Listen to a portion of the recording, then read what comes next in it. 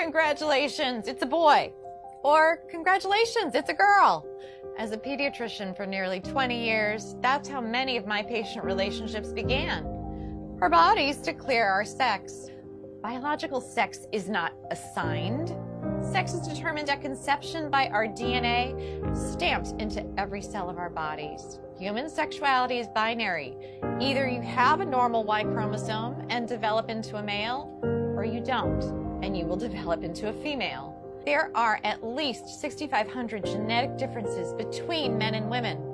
Hormones and surgery cannot and do not change this. Look, an identity is not biological, it is psychological. Identity has to do with thinking and feeling. Thoughts and feelings are not biologically hardwired.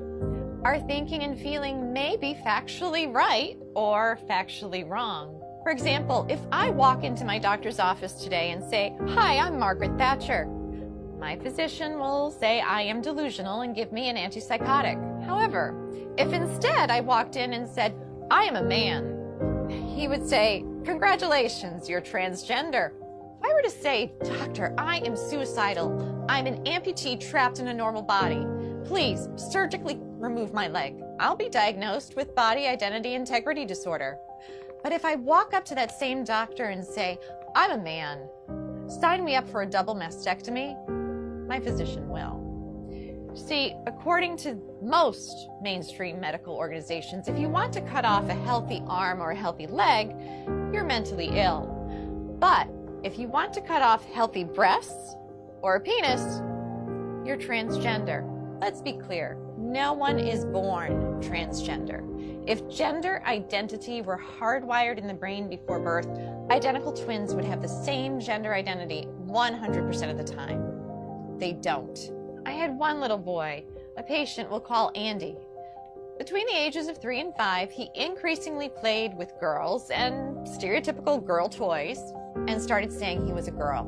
I referred the parents and Andy to a therapist. Sometimes mental illness of a parent or abuse of the child are factors.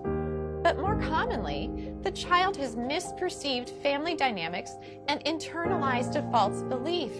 In the middle of one session, Andy put down the toy truck and held on to the Barbie and said, "Mommy and Daddy, you don't love me when I'm a boy." What the therapist learned is that when Andy was 3, his sister with special needs was born. She required significantly more of his parents' care and attention. Andy misperceived this as, "Mommy and Daddy love girls. If I want them to love me again, I have to be a girl." With family therapy, Andy got better.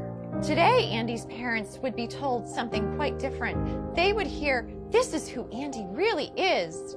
You must change his name, ensure that everyone treats him as a girl, or else he will commit suicide." As Andy would approach puberty, the experts would put him on puberty blockers so that he could continue to impersonate a girl.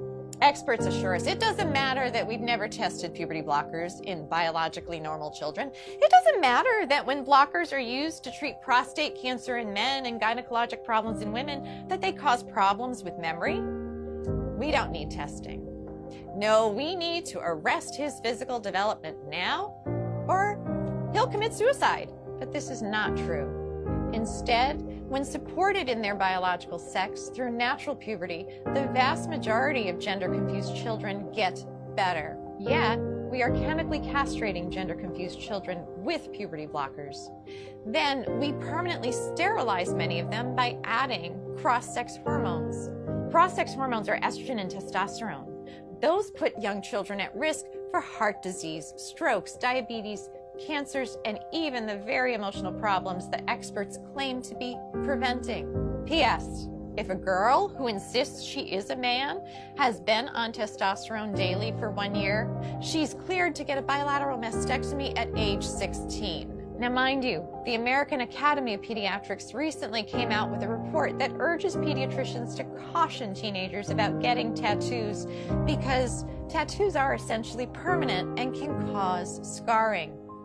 But this same AAP is 110% in support of 16-year-old girls getting a double mastectomy, even without parental consent, so long as the girl insists that she is a man and has been taking testosterone daily.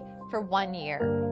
Let's be clear, to indoctrinate all children from preschool forward with the lie that they could be trapped in the wrong body disrupts the very foundation of a child's reality testing. If a child can't trust the reality of their physical bodies, who or what can they trust? Transgender ideology in schools is psychological abuse that often leads to chemical castration, sterilization, and surgical mutilation. If that's not child abuse, ladies and gentlemen, what is?